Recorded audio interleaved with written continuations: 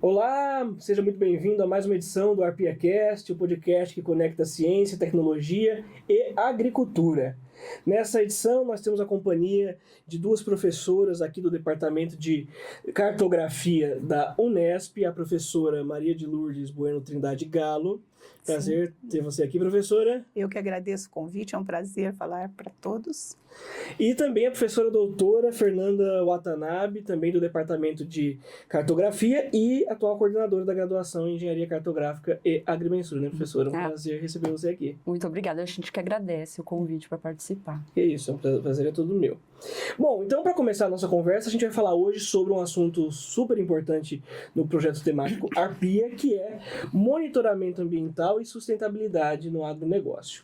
Né? As professoras trabalham aí há vários anos com esse tema, especialmente relacionado ao sensoriamento remoto, né? Que é o objeto de interesse principal do projeto temático. E claro, o projeto temático se debruça especialmente em agricultura digital, mas claro que o trabalho de vocês é bastante amplo em todos esses anos. A gente pode pincelar aí sobre um pouquinho do histórico também de vocês para chegar no assunto que o nosso projeto temático se interessa mais.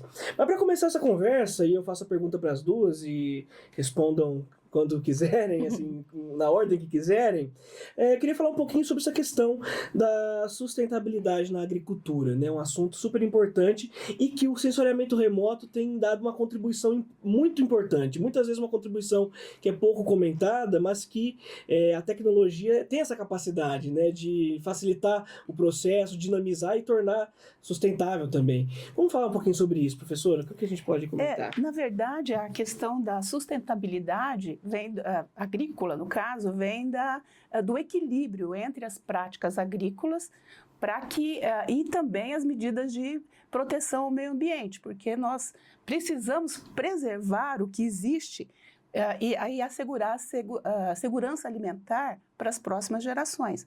Então, tudo isso está conectado com a possibilidade de acompanhar os processos e identificar aquelas práticas mais adequadas para garantir esse conjunto de coisas que são integradas, né, no meio ambiente e tudo mais.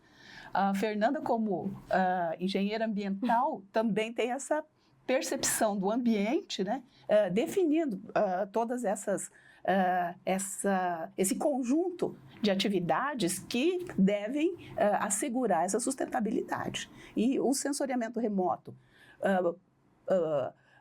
propiciando aí os recursos para o monitoramento ambiental, está completamente dentro desse processo, eu acredito. Fantástico. A professora citou uma coisa interessante, né? Nós temos aqui a professora Maria de Lourdes, engenheira florestal. Isso. E a professora Fernanda, engenheira ambiental, né? Mostrando que a interdisciplinaridade está presente nesse assunto. Exatamente. Então, o que se complementa, professora Fernanda, nesse sentido, com essa visão de engenheiro ambiental e trabalhando aí com o sensoriamento remoto, essa questão da sustentabilidade, que me parece, pela fala da professora Maria de Lourdes, que está realmente ligada ao monitoramento ambiental. São duas coisas que andam juntas, né? Com certeza, o sensoriamento remoto aí é extremamente importante, né? Porque você, quando está trabalhando na agricultura, grandes áreas, não só grandes áreas, né?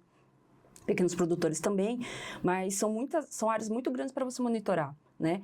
E, igual a professora estava comentando, né? O que se deseja é que você não expanda essas áreas, né, de cultivo para, por exemplo, para a Amazônia ou outras áreas aí, né, de floresta e tudo mais. E que o manejo, né, dessas áreas que já existem, elas sejam mais sustentáveis, né, e as práticas ali, por exemplo, o uso de insumos, né, seja minimizado e otimizado, né, nesses ambientes.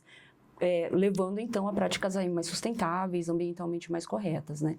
E o sensoriamento remoto, né, tem grande importância. Por exemplo, se você consegue identificar pragas, né, que afetam uma determinada cultura, doenças, né, você pode encaminhar, né, práticas de manejo mais direcionadas, né, sem aí afetar aí, talvez grandes áreas e conseguir, na verdade, ter essa visão holística, ver grandes áreas, o que está acontecendo nesses locais. Fantástico, fantástico. Então são coisas que estão de mãos dadas de fato, dúvida, né? sem dúvida. E aí eu falei da interdisciplinaridade e a gente tem dentro do projeto temático, né? Eu já citei duas aqui, né? A engenharia florestal, a engenharia ambiental, claro, não tem como não citar engenharia cartográfica e de agrimensura, né? Que é inclusive o curso aqui da Unesp, da FCT Unesp, onde nós estamos inclusive nos estúdios da FCT Unesp.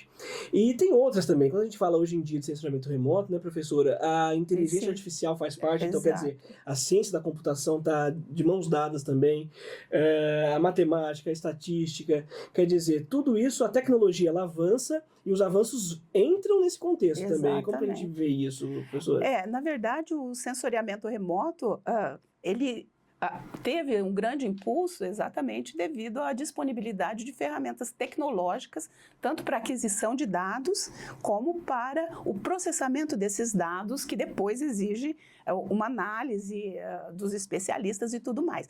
Mas, assim, ele é fundamentalmente baseado nessa aquisição de dados por sensores instalados em plataformas remotas, sejam eles drones, sejam eles satélites, aeronaves.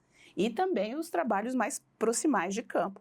Então, a característica do sensoriamento remoto é a aquisição não destrutiva de dados. Então, eu vou lá e meço, por exemplo, as características espectrais de uma planta, ou de uma cultura, dependendo da escala da minha observação, a partir desses sensores remotos. E todo o processo de aquisição é extremamente tecnológico. Todas as variáveis têm que ser pensadas para que a gente tenha um mapeamento adequado para uma determinada necessidade. Então, se eu vou monitorar pragas numa cultura, e é uma cultura, por exemplo, que tem uma pequena extensão, eu preciso de algum sensor que consiga capturar essas características com mais detalhes. Se eu estou vendo, por exemplo, uma grande área de pastagem degradada, eu não preciso de tanto detalhamento espacial, eu posso ter um sensor, por exemplo, instalado numa plataforma orbital. Então, o sensoriamento remoto é importante porque ele permite essa multiplicidade de aspectos.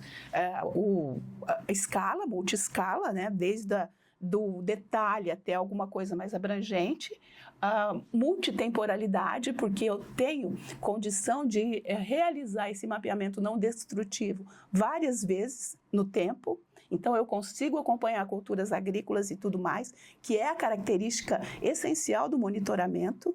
E também tem a questão de estar monitorando em diversas faixas espectrais. Essa é a grande característica do sensoriamento remoto e que a professora Fernanda consegue trabalhar com mais detalhes.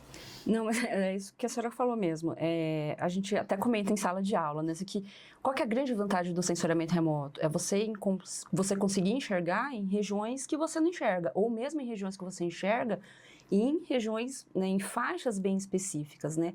Então, tem essa questão multidisciplinar de a gente conseguir, né, usar essas várias tecnologias e ciências para extração de dados e informações.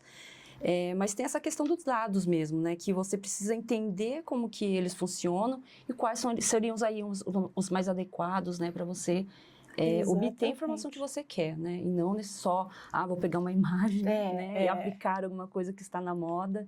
E você obter lógico, você vai obter alguma coisa. Mas eu acho que todo esse arcabouço, né, científico por trás do sensoriamento remoto.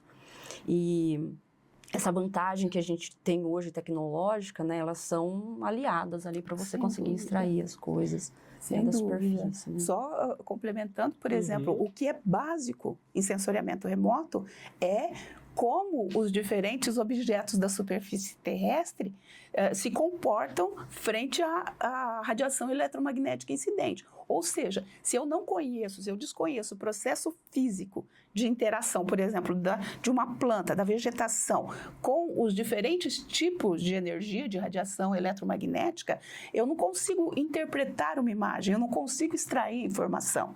Então, essa fundamentação, esses conceitos básicos de sensoriamento remoto, embasados na física, principalmente, na matemática e tudo mais, são essenciais para uma extração adequada da informação. Não, fantástico. Nessa fala de vocês, eu selecionei vários pontos aqui mentais que eu acho que a gente pode ir ponto a ponto aprofundando alguma coisa. Por exemplo, uma questão que é muito interessante é essa variedade de sensores. A professora citou sensores proximais, sensores embarcados em drones, sensores orbitais. Sim. Quer dizer, nós estamos falando de diferentes resoluções temporais e espaciais, possibilidade de trabalhar com isso, né? Então, assim, hoje em dia, né, a gente tem aí um projeto que tem esse interesse de conversar até o ponto final, que é o agricultor, que é não só o grande latifundiário, mas também o pequeno agricultor, que hoje em dia tem até condição, né, de inserir na produção dele tecnologias que estão mais acessíveis, né, devido à ascensão tecnológica. Então, quando eu falo de orbital, posso estar falando de uma propriedade gigantesca, mas eu também posso trabalhar esses conceitos em propriedades menores, com drones, com coisas que são mais acessíveis. A gente pode pensar nesse sentido também.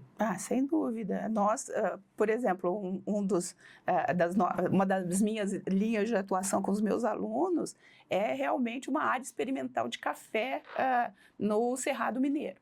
Então, é uma área experimental de dimensões limitadas, que aí nós não temos condição de extrair, de utilizar uma imagem orbital numa escala pequena, né, de uma resolução média, para enxergar o que está acontecendo lá, nem estimar a produtividade, por exemplo, que é uma das nossas aspirações.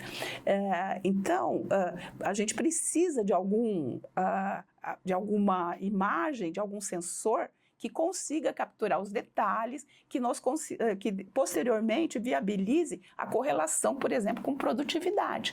Então, nós utilizamos aí imagens tomadas por drone, imagens multiespectrais obtidas em diferentes comprimentos de onda, para tentar verificar qual é a melhor, quais são as melhores características da imagem que nós devemos levar em conta para estimar a produtividade, se isso é possível. Então, essa é uma das nossas aspirações nesse caso.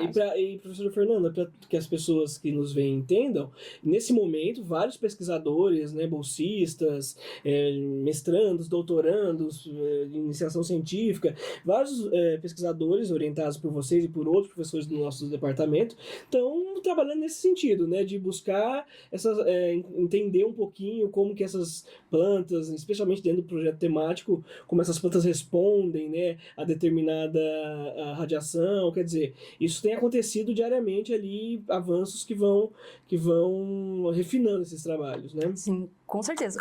O foco da ARPIA, né, o projeto temático, é trabalhar com imagens de resolução espacial maior, né? Então, por isso que a gente tem, dentro aí dos trabalhos que vêm sendo desenvolvidos pelos nossos alunos, o uso aí de imagens de drone, elas são predominantes, né? Existe, né, a aplicação aí para imagem de satélite, mas dentro do projeto, né, a maior parte aí dos trabalhos tem sido feito com imagens de drone. Mas igual a professora está falando, né, hoje depende muito do que você está querendo analisar. Então, se você pensar um pouco fora, né, do projeto temático, existem institutos, né, que trabalham agricultura, né, vamos falar Embrapa, INPE, entre outros, que trabalham com imagem satélite. Fica inviável você trabalhar com imagem de drone para aquela determinada aplicação. Sei lá, às vezes áreas para definir, né, quais são áreas, tipos de cultivo em determinados locais, ou monitoramentos, por exemplo, de, sei lá, programas para cana, né, alguma coisa. Mas nesse sentido, você precisa dessas imagens de resolução espacial média ou até baixa, né, mas para média. Mas dentro aí, entre os nossos alunos, acho que a maior parte tem usado, né, as imagens de drones, tanto para produtividade, identificação de doenças, né, até questão não só nas plantas, mas no solo também. Exatamente. Então tem sido feito. Professor, em termos de resultados, assim, tem aparecido avanços importantes nesse sentido, em identificação de doenças, produtividade? O que é que vocês têm constatado aí com esses anos? Lógico que a pesquisa, ela é um processo longo, que a cada doutorado entrega, eu imagino que apareçam outras possibilidades de pesquisa, né? Tem até aquela parte final dos trabalhos que são as recomendações ali para um pesquisador no futuro, né? Então a pesquisa é um processo muito pormenorizado, né, muito cuidadoso, mas como que vocês têm avaliado aí os avanços que o projeto tem feito nesses 2 anos, 3 anos já de projeto, né, caminhando aí para o 4º seminário esse ano temático, né, de avanços aí. Então, como que vocês enxergam esses avanços que têm sido obtidos com as pesquisas? Eu acho que nesses 4 anos teve muito avanço, né, porque a gente... pelo menos, eu não trabalhava nessa área de agricultura, a professora Maria de Lourdes já trabalhava com isso, tinha muita experiência, mas eu, por exemplo, eu não tinha. Então, comecei a trabalhar com a agricultura junto com os meus alunos. Então, a gente vê, né, os avanços, os desafios, né, muito desafiador, e o que a gente vai encontrando, né, por exemplo, as bandas, né, os sensores, né, toda a parte geométrica, né, do processamento. Mas, com certeza, né, os produtos que são gerados, as publicações aí que vão ser derivadas, né, elas são muito importantes, né, tanto em produtividade, pragas e tudo mais. Mas a gente está caminhando, né, igual você falou também, né, a gente vai encontrando desafios que nem sempre, dentro daquele período, sei lá, de uns 2 anos, você vai conseguir resolver, claro, né? E aí, fala, nossa, então acho que vou trabalhar, sei lá, com série temporal, alguma coisa assim, que não tem como desenvolver ali, né, num período, num espaço curto de tempo. Esse é o desafio da pesquisa. Na verdade, assim, os primeiros anos, principalmente o primeiro ano, foi mais ajustar esses sensores, os possíveis sensores, e como corrigir as imagens que são obtidas. Isso é um processo contínuo, porque cada aplicação tem suas próprias características. Mas, assim, o básico de você gerar uma imagem que você consiga ter um bom contraste, ter mostrar realmente as características que você precisa observar, por exemplo, a ação de uma determinada praga, alguma coisa nesse sentido.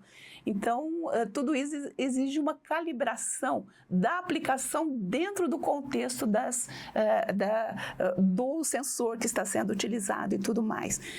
Então, é o que a gente tem feito. A aplicação em si, normalmente, particularmente o que eu tenho trabalhado, é antes na detecção de, primeiro, nematóides no café, principalmente, e depois eu tive um aluno que já defendeu, que trabalhou com verificar se ele conseguia analisar a ação do bicho mineiro, do café, que é uma praga muito importante, né, que causa bastante dano econômico na cultura do cafeiro, para se ele conseguir identificar essas áreas onde isso estava se iniciando. É claro que o princípio, exatamente onde começa a ação desse tipo de parasita, que na verdade é inoculado por um besouro. Então é uma coisa que não tem uma característica previsível, depende de onde. Então é preciso que a gente tenha todo esse estudo e que consiga estudar e entender como que um determinado vetor, um determinado fator vai atuar sobre a planta para aí definir como será o nosso protocolo de aquisição de dados. Qual é a melhor época para adquirir os dados? Então, na época mais produtiva do cafeeiro, é quando eu tenho os frutos do café e tudo mais. E isso depende do ciclo de desenvolvimento da cultura, que é totalmente diferente. O café da batata doce que a Fernanda usa, que são coisas completamente diferentes e que estão em cenários completamente diferentes. Então, cada aplicação envolve uma gama de coisas que tem que ser avaliadas, estudadas, bastante grande.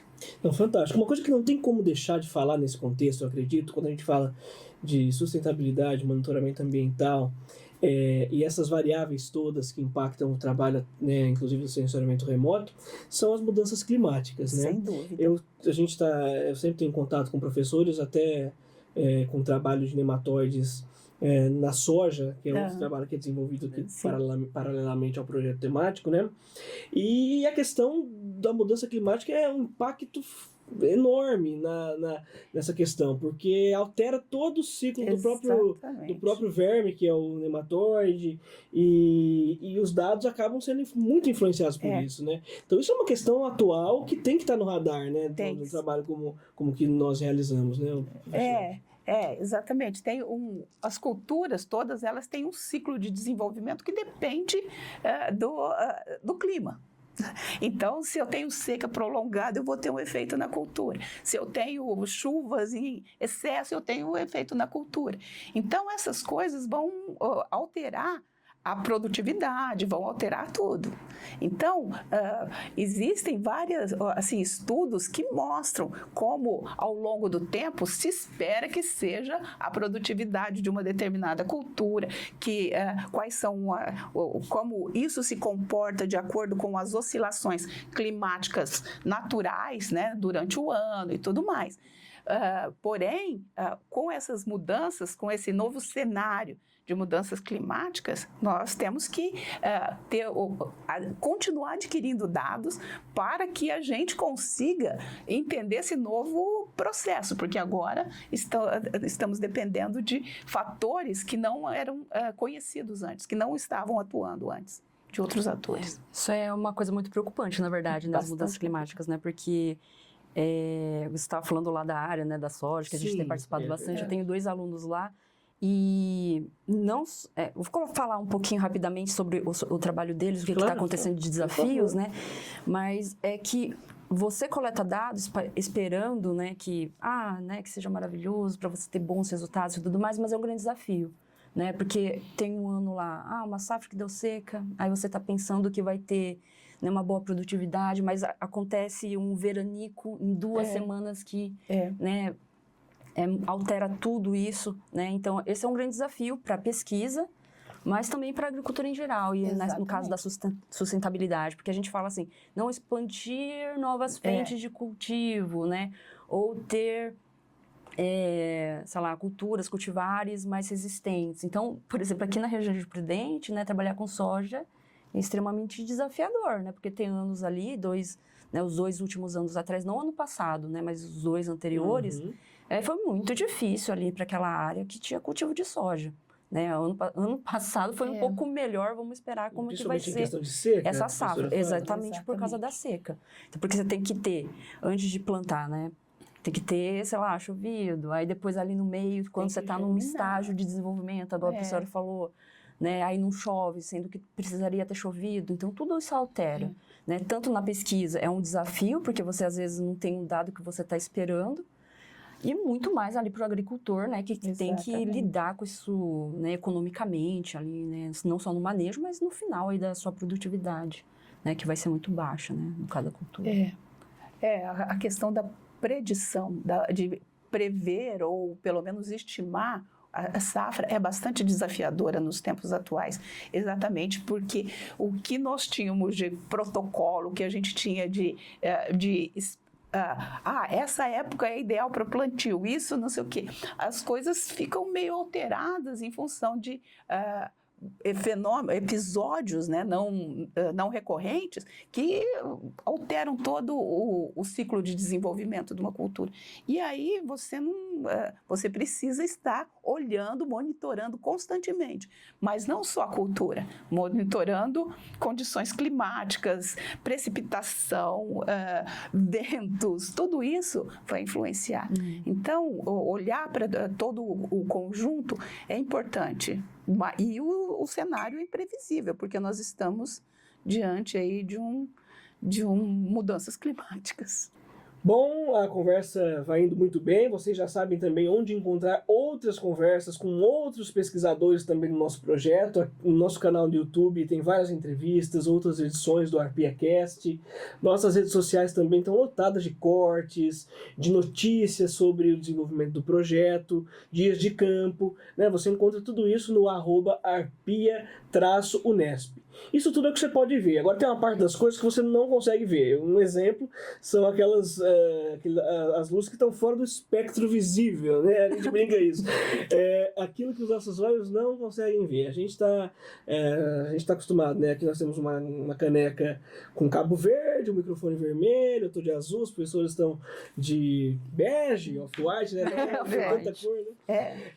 Mas tem muita coisa que a gente não é capaz de enxergar, né, professor? A gente não percebe isso no dia a dia, mas as câmeras multiespectrais, por exemplo, que é um tipo de sensor, ou hiperespectrais, elas têm uma capacidade de enxergar aquilo que nós não enxergamos, e justamente aí existem também informações importantes. Algumas também estão no RGB, né? Sim. Outras podem estar nessas bandas espectrais que a gente tanto falou já aqui. Mas como é que isso funciona de verdade? O que é isso, professor?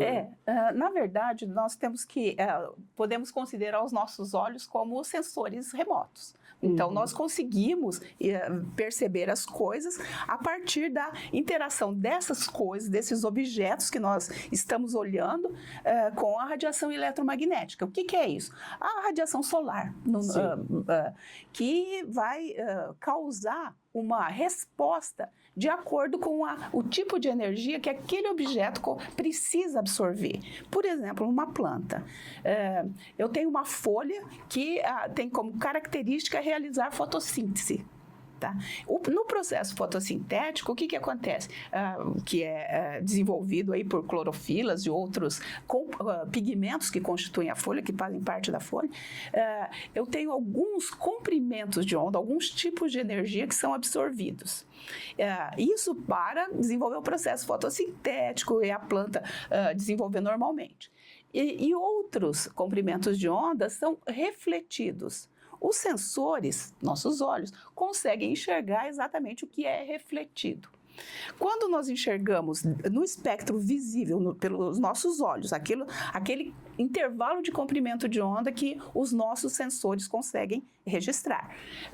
O que nós enxergamos na folha, se essa folha está sadia? A cor verde. Por quê? Porque ele está absorvendo a radiação do vermelho e do azul para desenvolver o processo fotossintético. Então, ele precisa dessa energia e vai absorver isso. Reflete aquilo que ele não utiliza. Só que o espectro eletromagnético, a radiação eletromagnética, ela não é constituída só desse tipo de radiação que nós chamamos de visível. Ela tem comprimentos de onda menores do que o visível e maiores do que o visível, que nós não conseguimos enxergar. Então, um comprimento de onda muito importante, um intervalo espectral muito importante, é o do infravermelho próximo, que é após o vermelho.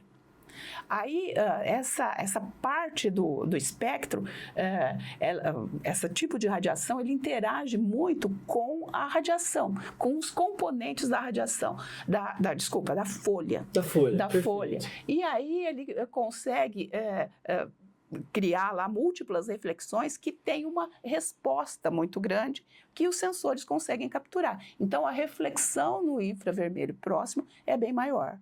Nesse sentido, ela é importantíssimo para que a gente conheça as características da vegetação de uma folha, né? Para que a gente saiba, por exemplo, se aquela folha é uma folha sadia, se existe algum comprometimento de alguma coisa, se ela é uma folha senescente, se está morrendo e assim por diante. Isso porque ela muda essa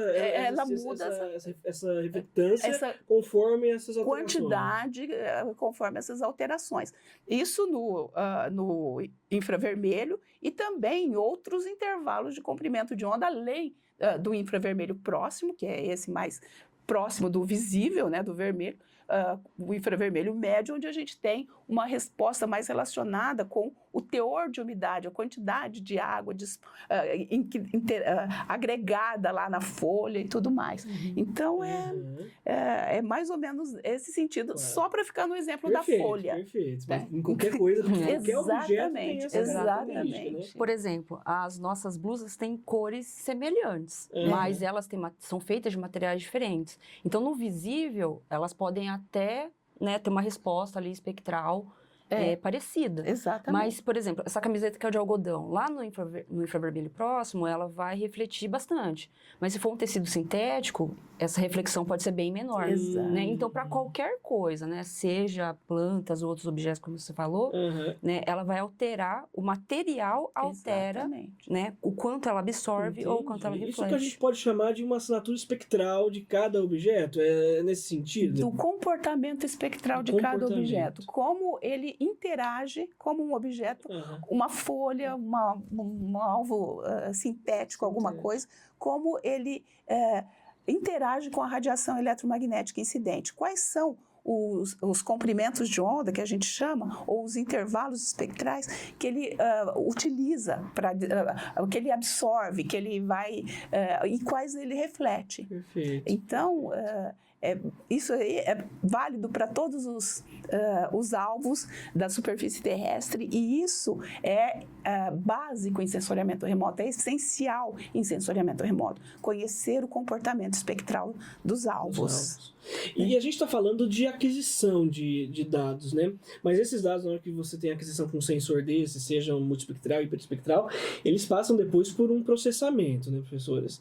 Então, assim, aí entra um assunto mais espinhoso ainda, muitas vezes para o público em geral, que são os modelos matemáticos, os processamentos em software, que trabalham com a identificação de padrões, possivelmente, nessas respostas. Como funciona essa segunda etapa, assim, que é o processamento de dados? Então, eu vou falar rápido, melhor, o professor complementa aqui com certeza, né? Mas, dentro do sensoriamento remoto, a gente tem diferentes tipos de dados.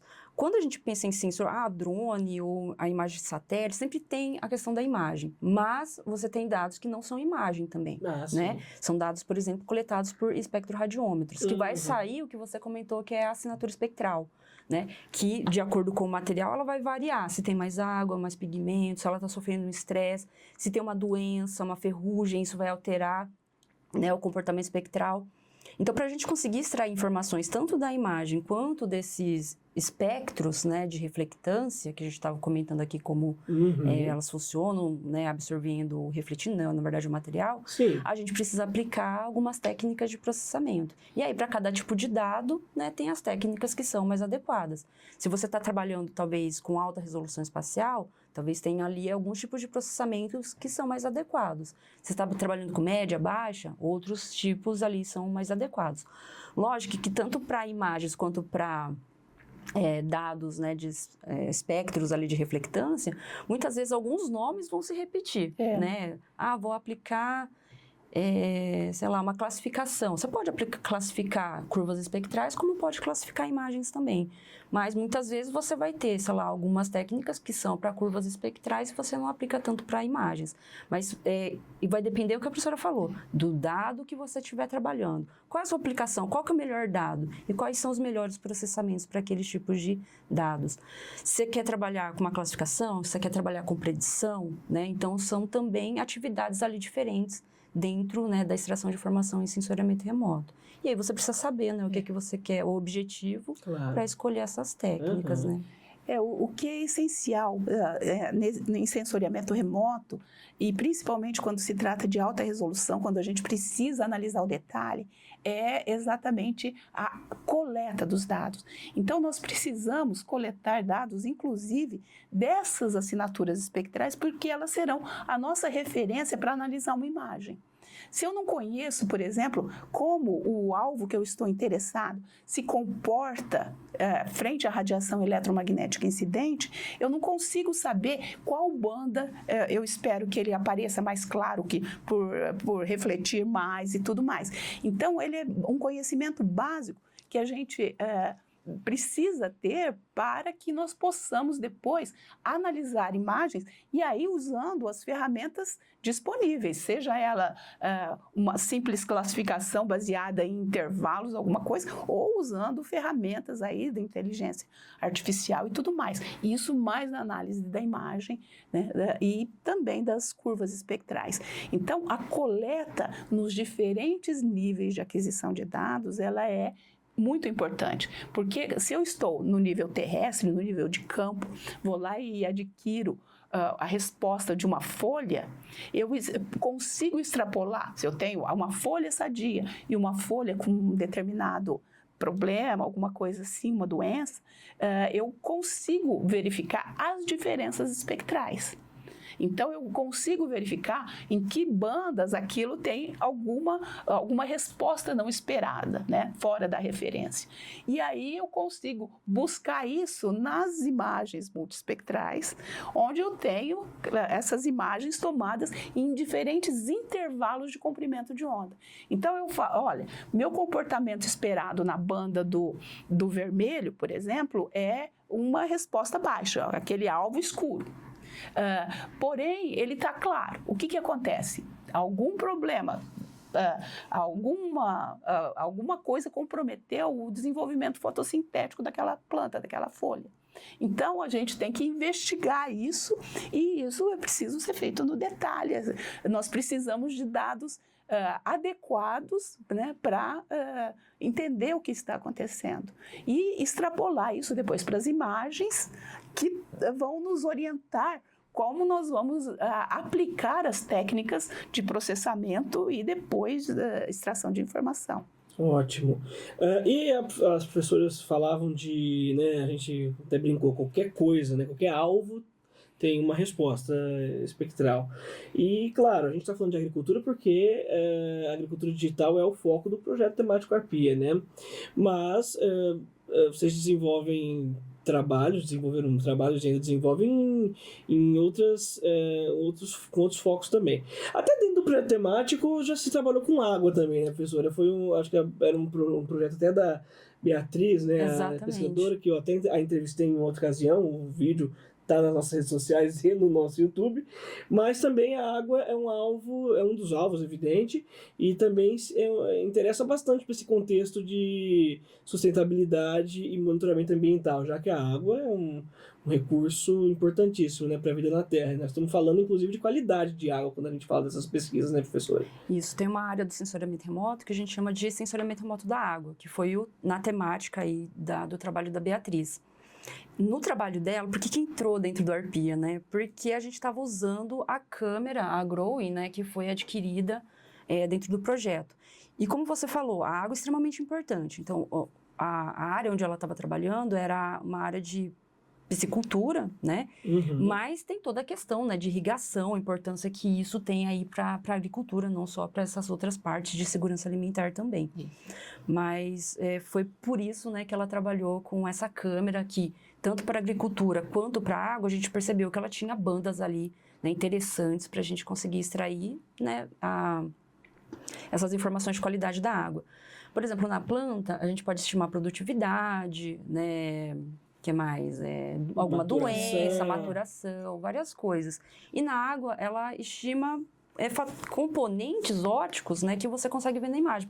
Por exemplo, floração de algas, causado, por exemplo, por eutrofização de determinados corpos d'água. Você consegue identificar e estimar a concentração desses pigmentos, né, em corpos d'água. Então, o fitoplâncton, né, tem um pigmento que é a clorofila A, que tem na planta também. Então, tem toda essa questão do comportamento espectral dos alvos para a gente conseguir extrair, né, essa informação de interesse das imagens. Mas eu vim, né, igual eu comentei bem no comecinho, bem recentemente eu entrei dentro, né, aí em aplicações sensoriamento remoto para agricultura. Uhum. Mas a minha base, ela é de sensoriamento remoto da cor da água.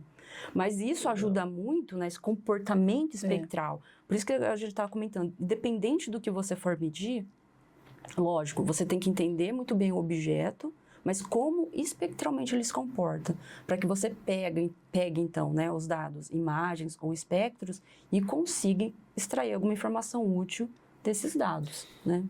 Outra coisa que eu acho bem interessante, professor, ainda falando do trabalho da água até da Beatriz, agora ela tem realizado também um trabalho ainda sobre sua orientação, né, no Rio Tietê, na bacia do Rio Tietê, se eu não estou enganado, né?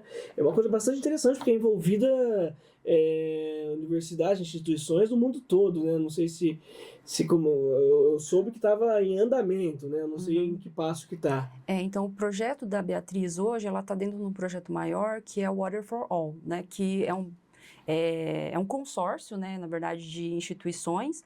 Então, quem lidera, né, aqui no Brasil é o INPE, mas tem pesquisadores da França, da Bélgica, né, de outros países europeus. É um consórcio Brasil e União Europeia.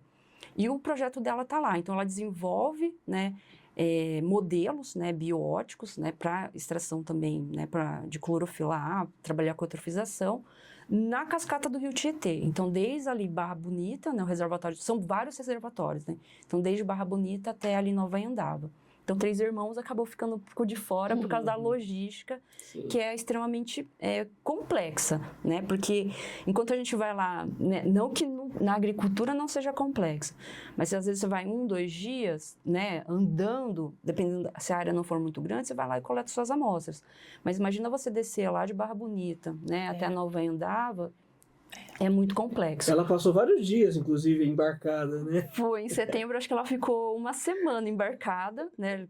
Contrataram lá na minha época, a gente ia com um barquinho. Uhum. Então, todo dia carregava equipamento, né? E ia, voltava. Mas eles acharam, como eram muitos reservatórios, pega um barco grande, vai descendo a cascata e deu certo, né?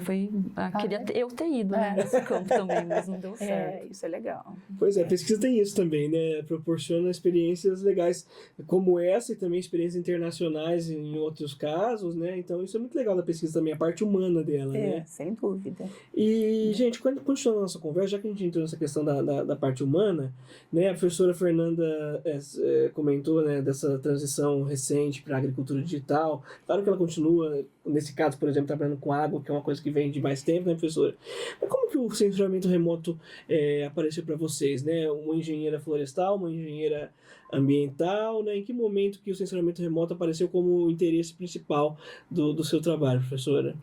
Na verdade, desde a graduação, há muitas décadas atrás, em engenharia florestal, eu sempre me interessei por vegetação de maneira geral e numa disciplina que era o primórdio, não existia nada de processamento de imagens ainda, fotointerpretação. Então, eu tive um professor muito interessante, era um argentino, no caso, que era responsável por essa disciplina. E depois eu me interessei, ele me incentivou a fazer mestrado no INPE, né? Trabalhei também com vegetação, com anomalias de vegetação na região do Xingu, né? Mas sempre com imagens orbitais, né? Disponíveis na época, imagens Landsat, TM no início. E depois também fiz meu doutorado também em vegetação, só que aí analisando as várias tipologias florestais do Parque Estadual Morro do Diabo, que foi na Escola de Engenharia de São Carlos, que foi orientada por uma pesquisadora do INPE, a doutora Evelyn Novo. Então, sempre trabalhei com a vegetação e sempre nesse domínio aí do sensoriamento remoto. Mais recentemente me interessei um pouco em trabalhar com outro domínio do sensoriamento remoto, que são os dados obtidos em micro-ondas, que é uma parte, um comprimento de onda muito maior do que esse. E os sensores têm características diferentes. Eles não interagem com a radiação eletromagnética proveniente do Sol, de uma fonte externa, mas o próprio sensor emite o sinal, que é depois capturado pelo sensor, né? E aí nós temos uma resposta, o resultado dessa interação, dessa medida que é avaliado. Então, é outro mecanismo de interação, diferente do visível. Do visível, fantástico. Professor, e você, como que foi essa trajetória? Também começou na graduação. Eu ia até falar, eu sou cria do Newton Imai, né? Que vocês podem ver aí em outro podcast. O Imai, inclusive, participou do nosso episódio piloto, o professor Imai. Esteve aqui junto com o professor Tomazelli, que é o coordenador do projeto. Então, você tem uma história com o Imai. Eu comecei a fazer iniciação científica com ele, primeiro em geoprocessamento, não, mas SIG, né? Não geoprocessamento, mas na área de SIG. E aí depois foi, né, direcionando para essa área para a área de sensoriamento remoto. E aí o mestrado, doutorado fiz nessa área. O mestrado foi para identificação, né, de macrófitas submersas em reservatórios e depois passando mais para modelagem biótica. Né? Então, extrair informações de qualidade da água a partir das imagens. E aí eu segui nisso, né, até o pós-doutorado e aí nas primeiras orientações também, né, tanto de IC, mestrado, né, doutorado. E aí depois, nesse meio do caminho, quando já estava aqui como docente, né, que teve essa oportunidade, né, fantástica e, né, um grande desafio que foi trabalhar com agricultura. Eu acho fantástico, eu acho muito impressionante, assim, todas as entrevistas que eu faço, praticamente, eu posso falar que se não for 100% bate muito próximo disso, que a iniciação científica, a graduação, ela determina sem dúvida. Caminhos dos pesquisadores, sem dúvida nenhuma. Tanto do ponto de vista do pesquisador querer continuar nessa atividade de pesquisa, quanto até do que ele vai pesquisar, né? Mas eu acho que é até mais importante pensar que, na graduação, um trabalho como uma iniciação científica é determinante para que o pesquisador siga esse caminho, né? Então, eu acho isso muito importante, né? Talvez seja a professora como coordenadora da graduação aqui em Engenharia Cartográfica e Agrimensura, né, pode ter essa visão bem ampliada dessa questão, né, da importância de colocar, dos alunos terem esse contato com a pesquisa cedo, né, ainda durante a graduação, né, professora? Não, é extremamente importante. É muito importante que o aluno desenvolva outras atividades, além de ficar apenas em sala de aula, né, cumprindo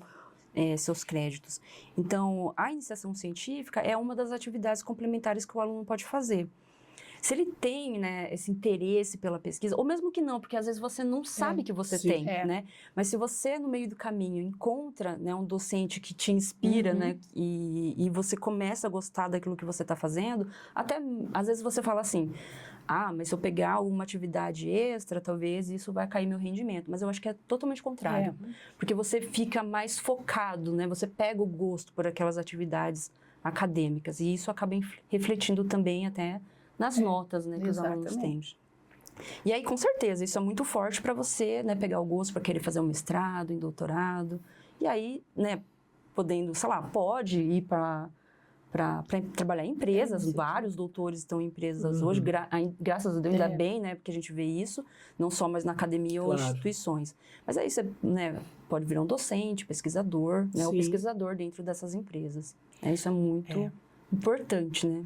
Sem dúvida, porque eu acho que desperta a curiosidade quando você começa a falar dessas coisas que não são muito visíveis, mas que oferecem aí um mundo de oportunidades.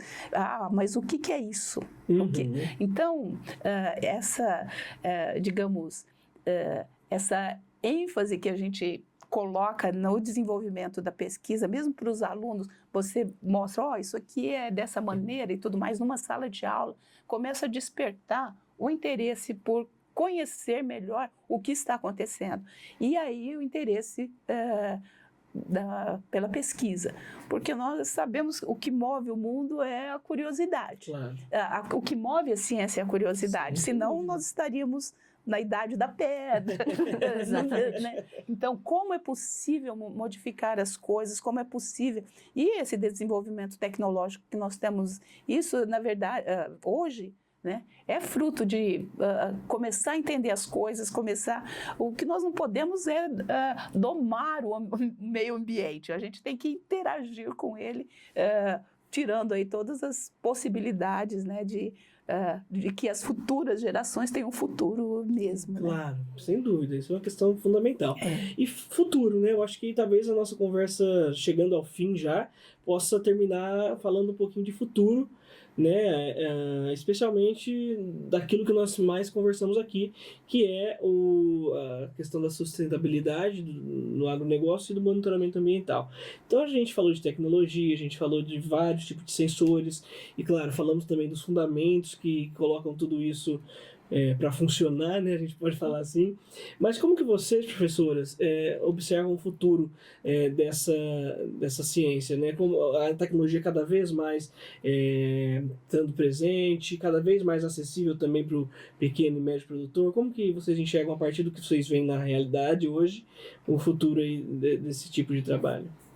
Bom, eu espero que no futuro, né, o que a gente desenvolve na academia possa chegar realmente, como você falou, para o pequeno produtor ou para o médio, grande produtor. Uhum. E que isso possa ter, né, aí reflexo sobre, né, produtividade, a economia do país, né? Que eu acho que esse que é um dos objetivos, né? Não que as coisas fiquem presas apenas dentro, né, de trabalhos de mestrado, de teses de doutorado ou dissertações de mestrado, mas que isso seja voltado ali, vire ferramentas, plataformas ou, né, outras coisas ali que podem ser utilizadas e implementadas, né, para desenvolvimento sustentável e que a gente tenha futuro, né, porque né, as coisas estão ficando realmente complicadas, né, e que isso possa de alguma forma contribuir, né, para...